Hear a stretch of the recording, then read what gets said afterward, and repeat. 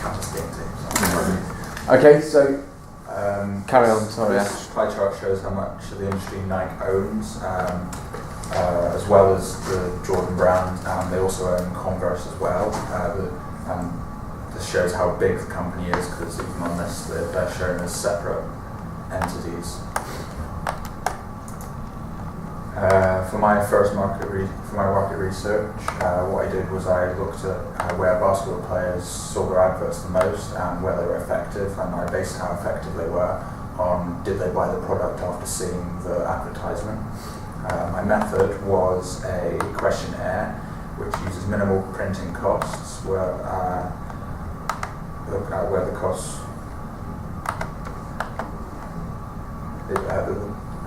minimal costs, and it only took about an hour to complete, which includes making the questionnaire and for the players filling it out. Pros of this method were they're quick and easy to complete, but the cons are that they targeted a small proportion of the market who would potentially buy the product and help me further my promotion plan. So possibly doing an online questionnaire where you can send it out to different teams, different colleges would be more beneficial, because you'd be able to hit a wider range rather than doing a paper copy and handing it to them.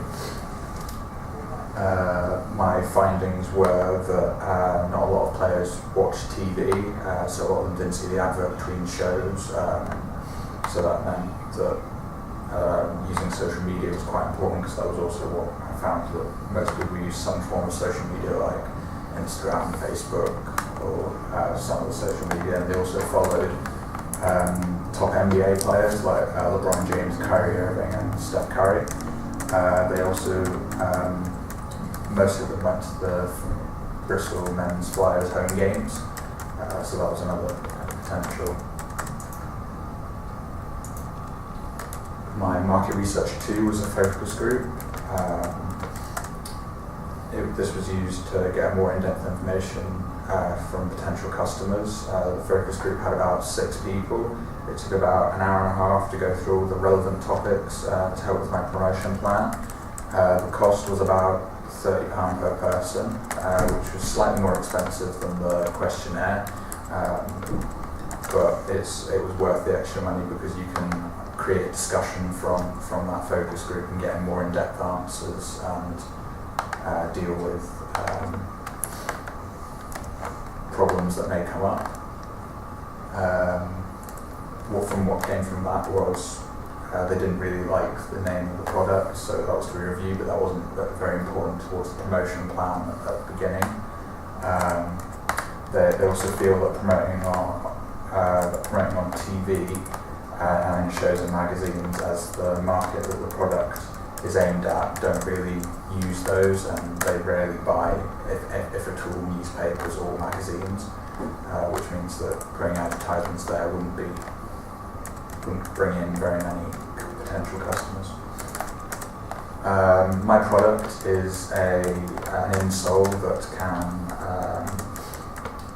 has pressure sensors inside that help you record your stats as a player, so and it can connect your phone on an app. It allows you to review your game stats right after the game. It can record stuff like vertical acceleration on a fast break, overall intensity in the game, like when you're giving your most effort, when you're running the most. For example, what the app could tell you is at 1 minute, 2 minutes 20 in the first quarter, you jump a height of 20 inches, for example, and it would tell you exactly when that happened. My promotion plan for this, I aim to launch the product and attract new people to the basketball side of the industry with this product, because it will make them easier to collect stats and improve. My promotional plan was to sponsor the Bristol Flyers BBL and give the team samples of the product, which so I can collect data and promote that on social media by posting the data, so I can positively promote the product. The cost of the promotion plan was roughly 12 samples for the team of the product. The game sponsor cost, which was to be confirmed with the Bristol Flyers because it will vary game to game and how much you want to put into it. And the cost of publishing the data on social media, very minimal. You just need someone who can sit down, look through the data and collect it and put it onto the social media, which is probably you can do that for nothing. For market research, I found that not many. My market research impacted my promotion plan because there weren't many players that watch TV, so I sponsored a Flyers game. But with the limited audience, there's a potential of sponsoring one of 32 games on BBC Sport, which will get a much wider audience because they're also watching online.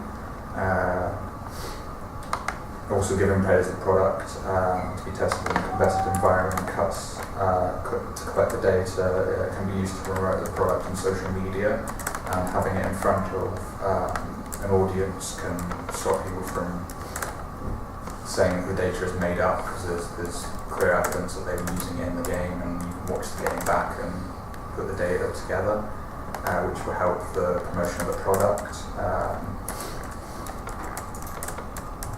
The pros of the promotion plan is promoting with the Bristol Flyers as it introduces professionals to the product and demonstrates the effective product for even the top athletes, or so it could be the potential of integrating it with some top NBA player in the future.